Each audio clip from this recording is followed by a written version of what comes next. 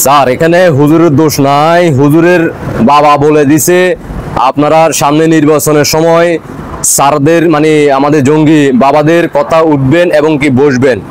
সাধারণ জনগণকে সাথে নিয়ে নির্বাচন করা সম্ভব না তিনি বলছেন অবশ্যই পুলিশ সেনাবাহিনীদেরকে জঙ্গিদের কথা উঠতে হবে, বসতে হবে। 5 আগস্টের দিন থেকে একের পর এক জঙ্গিরা পুলিশ প্রশাসন সেনাবাহিনীকে উঠাইতে আছে আর বসাইতে আছে কানাদইরা। এতে তিনি খুশি না। তিনি চাচ্ছেন সামনে নির্বাচনে যে নির্বাচন হবে, যদি নির্বাচন হয় তাহলে সাধারণ জনগণকে সাথে নিয়ে নির্বাচন করা সম্ভব না। অবশ্যই পুলিশদেরকে সেনাবাহিনীদেরকে কান ধরে উঠাতে হবে, বসাতে হবে। আর এই কারণে তিনি এখন থেকে মানে ট্রায়াল দেওয়া শুরু করছে।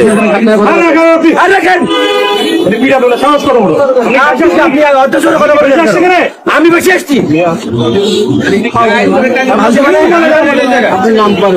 আমার নাম নিয়ে যান, আমি নিয়ে যান, আচ্ছা ঠিক আছে আপনি নিয়ে যাবেন, আমি আপনার নাম জানা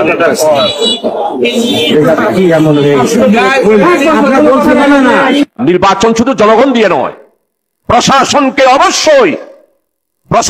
অবশ্যই আমাদের, আমি ন্যাশনালি বলবো না, যার নির্বাচনী এলাকায় প্রশাসনের যারা আছে তাদের সবাইকে আমাদের আন্ডারে নিয়ে আসতে হবে। আমাদের কথায় উঠবে, আমাদের কথায় বসবে, আমাদের কথায় গ্রেফতার করবে, আমাদের কথায় মামলা হারায়। আপনি কেন আবার আপনার নাম খুলে তার হাতে ধরাই দিচ্ছেন? তিনি নাম দিয়ে কি দুইয়ে পানি খাবে?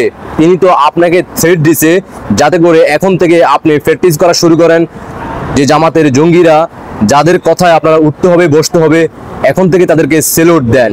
বাংলার জনগণ আপনারা কি বুঝতেছেন? বিগত 15-16 বছর কারা ভালো ছিল না? 71-এর পরবর্তীতে আপনারা কি এই ধরনের দৃশ্য দেখছেন কিনা?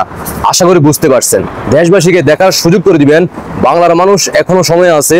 এই জঙ্গি হানাদার বাহিনীর কাছ থেকে রক্ষা পেতে হলে সবাইকে ঐক্যবদ্ধ হয়ে রাজপথে নেমে আসতে হবে। কারণ 5 আগস্টের পর থেকে আপনারা তাদের টেলার দেখতেছেন। আর যদি কোনো কারণে যদি আপনারা তাদেরকে ক্ষমতা বসাই দেন তাহলে আপনার পায়ের নিচের মাটিটাও থাকবে না, আপনি শান্তিমতে বাসায় ঘুমাইতেও পারবেন না। তাদের মুখে দাড়ি আর মাথায় টুপি থাকলে তারা ইমাম সাহেব হয় না, তারা মুয়াজ্জেম হয় না, তারা ইসলামকে ধারণ করে না। কারণ তারা ধারণ করে পাকিস্তানি রক্ত, জিন্নাতের বংশে সে বংশধর। তারা বিগত 54 বছরের প্রতিশোধের আগুনে তারা ইতিমধ্যে নেমে গেছে। তারা নিজেরাই প্রকাশ করতেছে ফেব্রুয়ারি মাসে যদি নির্বাচন হয় তার পরবর্তীতে তারা খেলা দেখাবে। আশা করি বুঝতে পারছেন। দেশবাসীকে দেখার সুযোগ করে দিবেন। আপনাদের ব্যক্তিগত মতামত অবশ্যই কমেন্টে জানিয়ে যাবেন। মা বোনেরা এখনো সময় আছে, তাদের থেকে রক্ষা পেতে হলে অবশ্যই আপনাকে রাজপথে নেমে আসতে হবে।